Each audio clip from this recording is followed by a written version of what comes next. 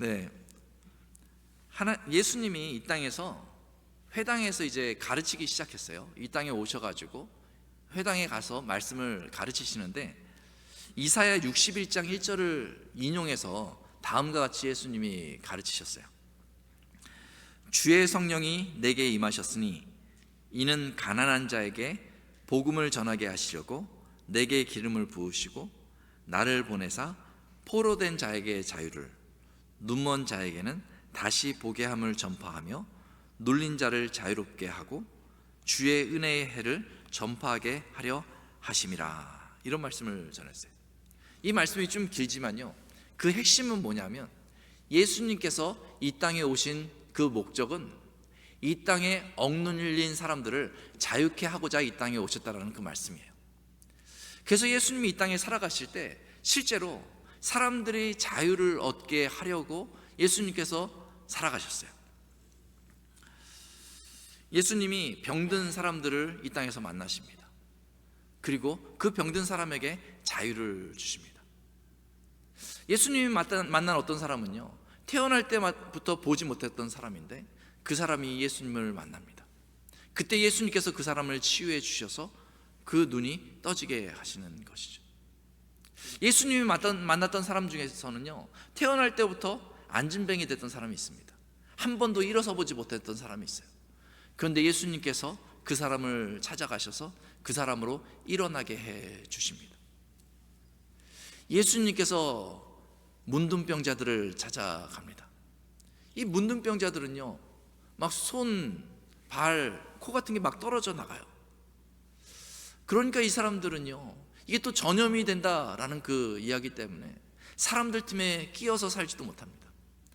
그런데 그때 예수님께서 가셔서 그 문둥병을 치유해 주십니다. 그러자 이 사람은 이제 그 병으로부터 자유를 얻어서 이제 사람들 틈에 가서 같이 어울리게 된 것이죠. 저희가 감기만 걸려도요, 사실 너무 심하게 감기가 걸리면 집에서 나갈 수가 없잖아요. 그런데 그 병이 낫는 그 순간 자유함을 얻게 되는 거죠. 뿐만 아닙니다. 예수님은요, 병든 사람들 뿐만 아니라 죄인들도 찾아가셨어요. 그 죄인들을 만나서 그 죄인들을 자유케 해 주셨어요. 이 죄를 짓고 나면요, 이 큰 대가를 치러야 된다는, 죄값을 치러야 된다는 그 두려움이 그 안에 있습니다. 죄를 짓고 나면요, 그냥 딴 사람들을 속여서 죄를 안 진 척 해도요, 하나님께서 주신 양심이 있기 때문에 그 양심의 찔림을 매일같이 받아서 사람이 고통을 당할 수밖에 없습니다. 죄인으로서 우리의 인생이 죄와 사망 가운데 있다는 사실을 깨닫는 그 순간요, 인생의 허망함 가운데 빠질 수밖에 없어요. 멀쩡하게 잘 살아가는 것 같지만은 내가 이 죄의 문제, 이 죽음의 문제를 해결하지 못하면 내 인생에 아무 의미가 없구나 하는 그런 생각이 마음에 들어오면 그 허망함에서 벗어날 수 없는 것입니다. 그런데 예수님은 그런 사람들을 찾아가셨어요.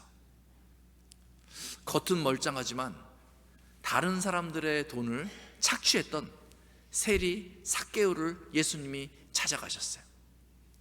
삭개오가 예수님을 만나자 예수님으로 말미암아서 자신이 죄인 것을 깨닫고 이제 돈에 얽매였던 그 삶을 포기하고 이젠 돈으로부터 자유를 얻게 되었어요. 사회적으로 존경받는 선생이지만 영적인 갈증을 가지고 허전함을 가지고 배회하던 니고데모가 아무도 보지 않는 그 시간에 예수님을 찾아왔어요. 그때 예수님께서 니고데모에게 거듭남의 의미를 가르쳐 주셨어요. 예수님한테 거듭남의 의미를 배우고 나자 니고데모는 그 영적인 갈증이 해소됐어요. 그래서 자유함을 얻게 된 것이죠. 심지어는 간음하다 잡힌 여인이 예수님 앞에 끌려갔을 때 예수님은 이 여인 주변에 있는 사람들한테 죄 없는 자가 먼저 돌로 치라 이렇게 말씀하십니다. 사람들이 양심의 찔림을 받아서 다 떠나갑니다. 그때 그 여인에게 예수님께서 다시는 죄를 짓지 말라 하면서 회개의 길을 열어주셨어요. 그리고 그 여인에게 자유함을 주신 것입니다. 예수님은 그렇게 죄인들을 찾아가셨어요. 병자들을 찾아가셨어요. 예수님을 만나는 사람들마다 그 억눌린 것으로부터 자유함을 얻었습니다. 뿐만 아닙니다. 성경을 보면요, 이 귀신 들린 사람들이 나옵니다. 이 세상에 악한 영들이 있다는 것이죠. 그 악한 영에 억눌린 사람들이 나와요.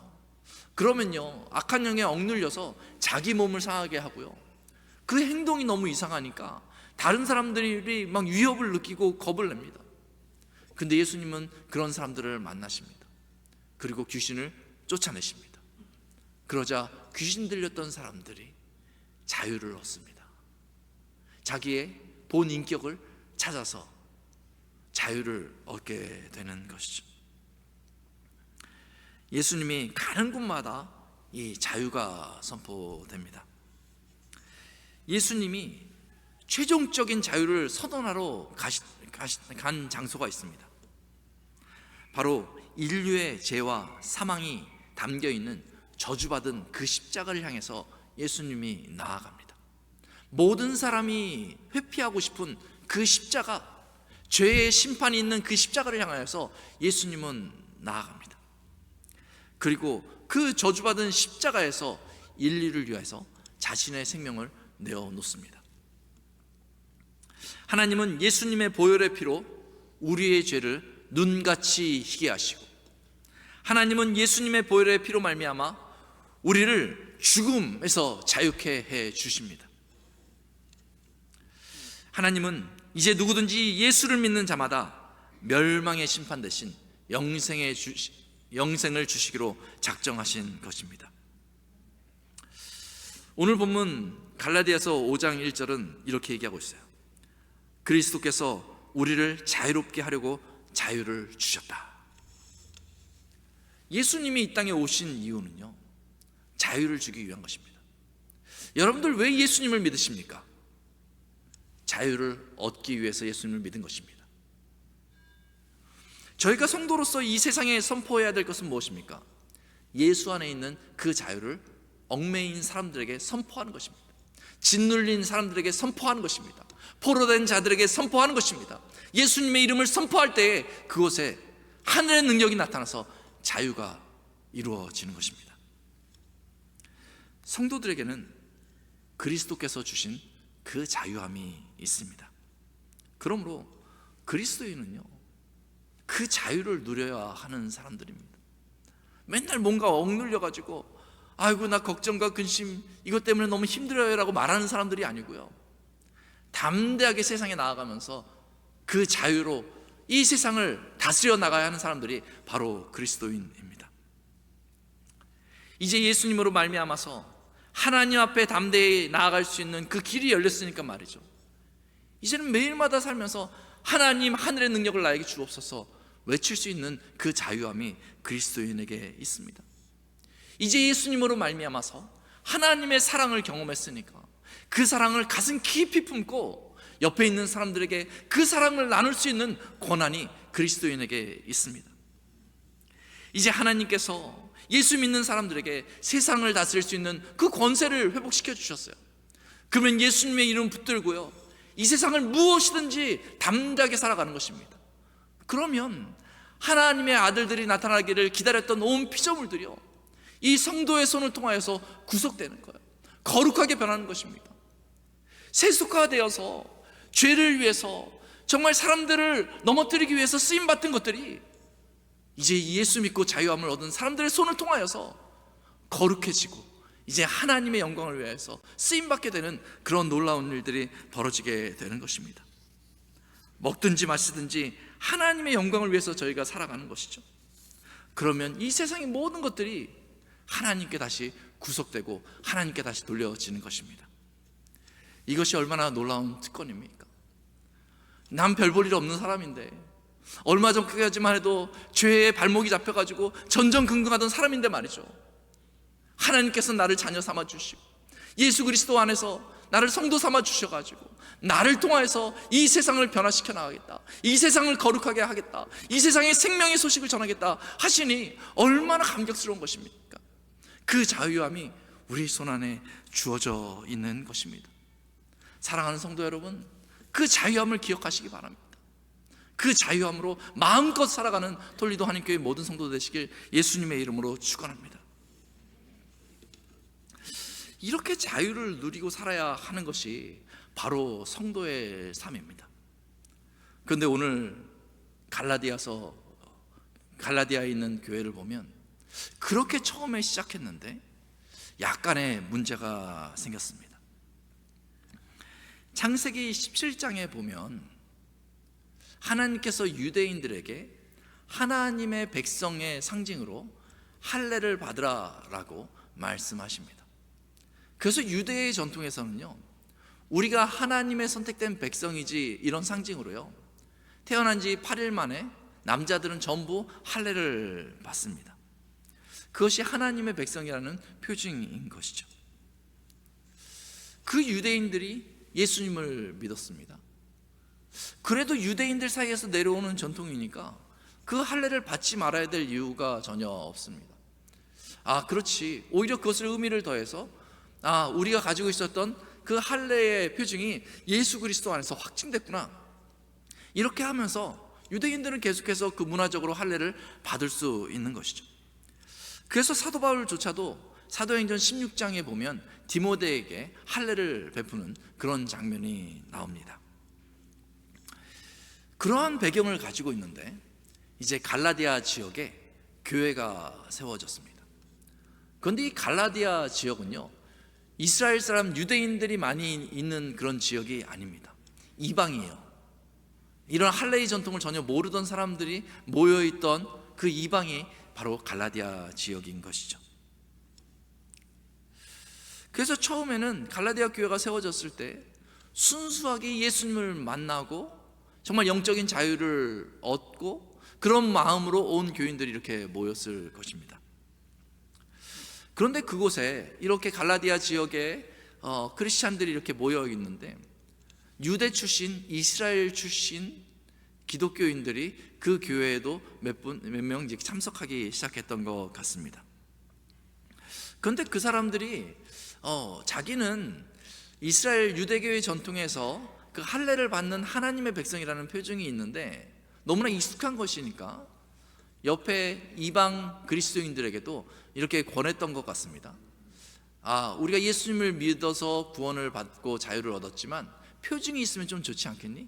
우리는 이런 전통이 있단다 하면서 유대 그리스도인들이 이방 그리스도인들에게 할례를 받으라고, 그러면 더 구원이 확실해진 것 같다고 하면서 권했던 것 같습니다.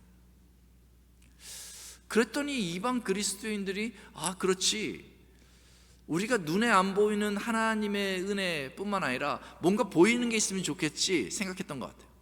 그래서 이방 그리스도인들도 할례를 받기 시작했습니다.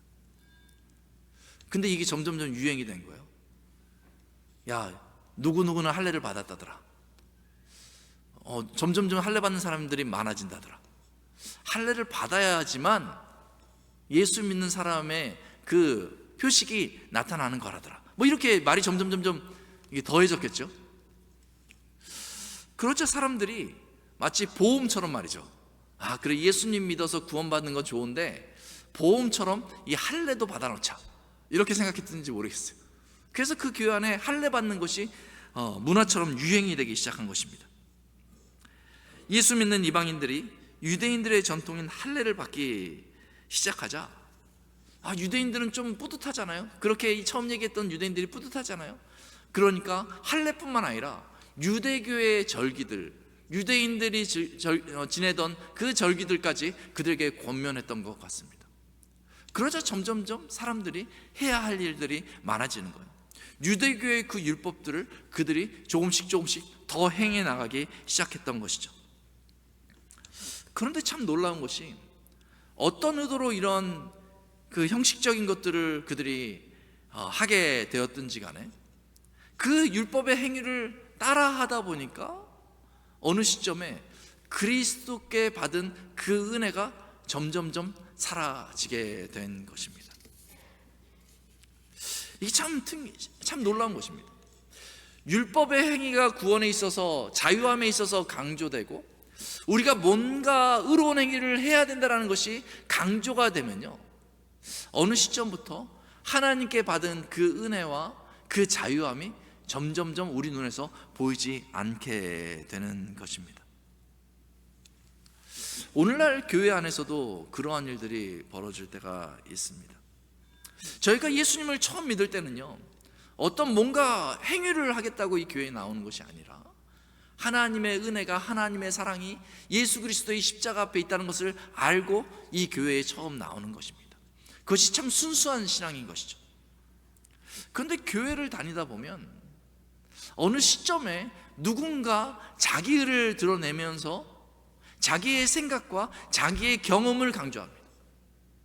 이렇게 신앙생활하는 것이 올바른 신앙생활이다라는 것을 강요합니다. 뭔가 공동체에서 결정한 경건의 방향이 아니라 내 경험과 내 생각을 주장합니다. 내 말대로 해야 좋은 교회가 되는 것 같고, 내 말대로 해야 좋은 성도가 되는 것처럼 사람들에게 은근슬쩍 이야기를 합니다. 그러면 사람들이 약간 혼란스러워집니다. 나는 그냥 주님만 바라보고 이 교회에 나왔는데 어떤 사람은 이런 말을 하고 어떤 사람은 저런 말을 하는 것입니다. 그러면 내가 그러면 성도로서 살아가려면 이렇게 해야 되겠구나, 저렇게 해야 되겠구나, 그런 행위의 마음을 빼앗기는 그 순간 우리 안에서 은혜라는 것이 점점점 사라지는 것입니다. 이것이 확 퍼져나가요. 이런 일들이 확 퍼져나가요. 어떤 행위에 대한 관심은요, 확 퍼져나갑니다. 그런데 놀라운 게 행위에 대한 강조로 사람들의 마음이 확 쏠리기 시작하잖아요. 그러면 거친 파도가 교회를 때리는 것처럼 그 교회에 은혜가 보이지 않습니다. 숨이 막히고요, 그리고 마음이 딱딱하게 굳어지고요, 그리고 예민해집니다. 자유가 상실됩니다. 그 분위기가 계속되면요, 어느 시점부터 교회를 떠나는 사람들이 생겨요. 내가 교회를 가는데, 자유함을 누리기 위해서 교회를 가는데 이상하게 교회를 갈 때마다 내 마음의 의무와 나를 드러내는 의의와 어떤 욕심과 이런 것들에 매여지는 것 같다. 교회가 가기 싫다. 그래서 교회를 떠나가는 사람들이 생겨납니다. 경직된 교회의 분위기, 의무감에 헌신하는 성도들, 무언가 열심은 있는데 지쳐가는 성도들, 인간다움이 느껴지지 않는 성도들, 자유보다는 억압되어 보이는 성도들. 교회에서 율법의 행위가 강요되거나 사람의 의가 드러나면 교회는 분명히 이렇게 될 수밖에 없습니다. 바울은 이러한 갈라디아 교회에 대해서, 이렇게 만든 사람들에 대해서 바울은 분노하고 있습니다. 갈라디아서 1장에 보면 바울이 그들의 강요를 다른 복음이다 이렇게 얘기합니다. 다른 복음이다, 틀린 복음이다, 잘못된 복음이다 이렇게 얘기합니다. 심지어는요, 이렇게 말합니다. 다른 복음을 전하면 천사라도 저주를 받을지어다 이렇게 얘기합니다. 그리스도의 은혜 대신 자기 의를 강조하는 그 사람은 천사라도 저주를 받을지어다 이렇게 얘기하고 있는 것입니다. 얼마나 무서운 말입니까? 바울이 왜 이렇게 분노합니까? 왜냐하면 이 행위를 강조하는 자기의 의를, 사람의 의를 드러내려는 이 행위는요, 하나님이 기뻐하시는 것이 아니라 사단이 기뻐하는 일이기 때문에 그런 것입니다. 그래서 바울은 그렇게 강하게 분노하고 나서 5장 1절에 다시 한번 교인들에게 강조하고 있습니다. 그러므로 우리를 자유롭게 하려고, 그리스도께서 우리를 자유롭게 하려고 자유를 주셨으니 그러므로 굳건하게 서서 다시는 종의 멍에를 매지 말라 이렇게 권면합니다. 그리스도께서 이 땅에 오신 그 분명한 이유는 우리에게 자유를 주시기 위한 것이다. 그러므로 굳게 서서, 굳게 선다는 것은 무엇입니까? 흔들리지 않는 거예요. 끌려가지 않는 것입니다. 분위기에 마음을 빼앗기지 않는 것입니다. 나에게 들리는 그런 여러 가지 소리들에 관심을 두지 않는 것입니다. 은혜에 굳게 서서, 그리스도의 십자가에 굳게 서서 다시는 종의 멍에를 매지 말라, 이렇게 바울이 권면하고 있는 것입니다. 우리가 신앙생활하는 그 고울은 바로 자유함을 누리고 자유함을 나누기 위한 것입니다. 우리의 의는 근사해 보이지만 우리의 의가 드러나면 우리는 다시 죄의 종노릇 할 수밖에 없는 것입니다. 그리스도의 의가 우리 안에 있을 때 우리는 자유를 누리게 되는 것입니다. 예수님은 마태복음 11장 28절에서 다음과 같이 저희를 초대하고 계십니다. 수고하고 무거운 짐진 자들아 다 내게로 오라, 내가 너희로 쉬게 하리라. 예수님은 우리에게 자유와 쉼을 주시기 위해서 십자가에서 큰 대가를 치르셨습니다. 그 예수님의 십자가의 보혈을 저희가 귀히 여겨야 합니다. 다른 데에 눈을 돌리지 말아야 돼요.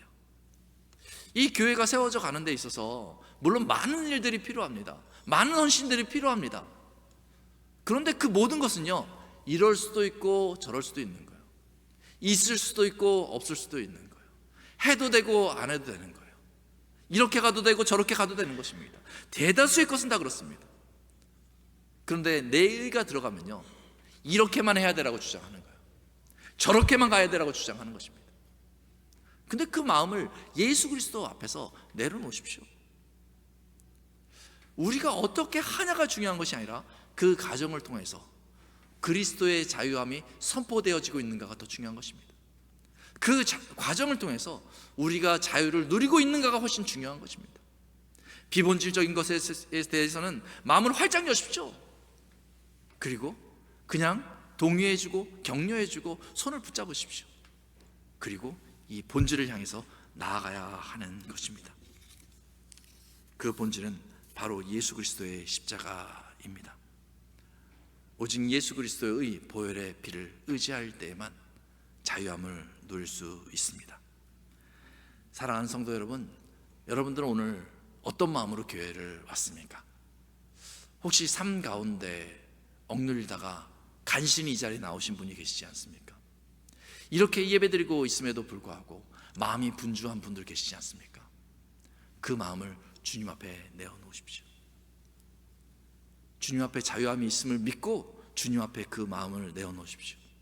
그리고 그 예수님을 내 마음에 영접하십시오. 그러면 하나님께서 우리 안에 역사하셔서 우리의 삶을 주관하셔서 우리에게 그 약속하신 자유함을 허락하여 주실 것입니다. 우리 기도하겠습니다. 아버지 하나님, 주님께서 십자가의 보혈로 우리에게 자유를 선포해 주셨는데 하나님, 저희는 너무나 쉽게 그 자유를 잃어버리는 것을 고백합니다. 너무나 분주합니다. 하나님, 우리 마음을 다시 주님 앞에 두기를 원합니다. 비본질적인 것에 우리의 마음을 주지 않고 본질 대신 예수 그리스도 앞에 마음을 둠으로 말미암아 자유함의 능력을 경험하고 자유함의 능력으로 세상을 변혁시켜 나가는 주의 백성들 될 수 있도록 주님 도와주옵소서. 성령께서 그렇게 역사해 주실 것을 믿사오며 우리 주 예수 그리스도의 이름으로 기도드리옵나이다. 아멘. 우리 말씀을 생각하면서 우리 다 같이 일어나셔서 크라이스트 인 미 우리 같이 찬양하도록 하겠습니다.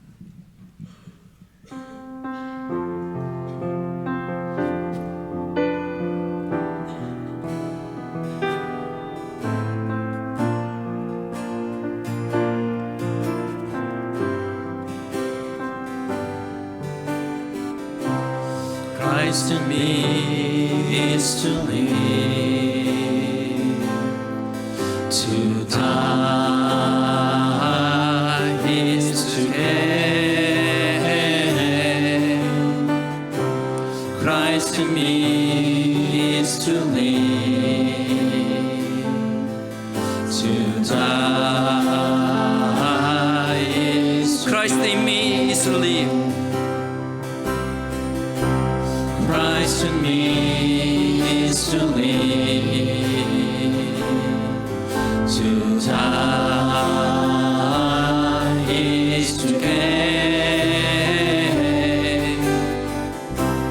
Christ in me is to live, to die is to gain. He's my King.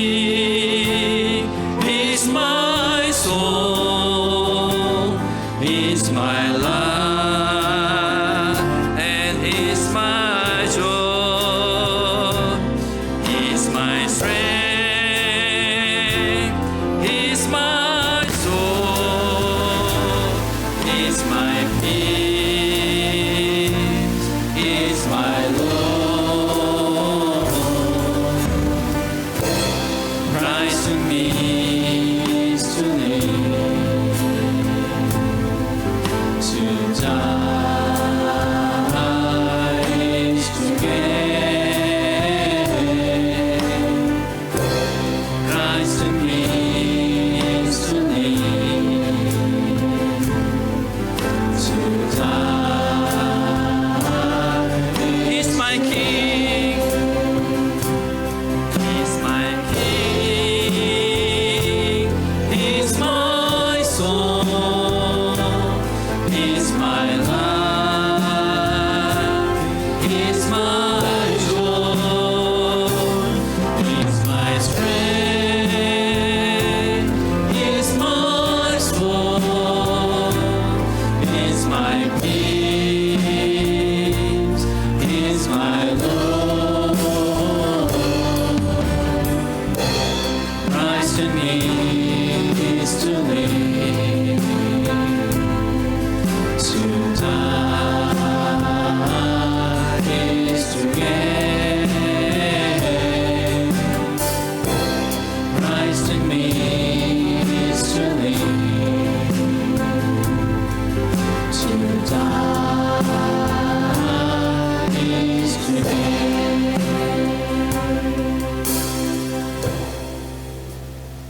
예수님을 마음에 두고 예수 안에 있는 자유를 누리시는 여러분 되시길 예수님의 이름으로 축원합니다.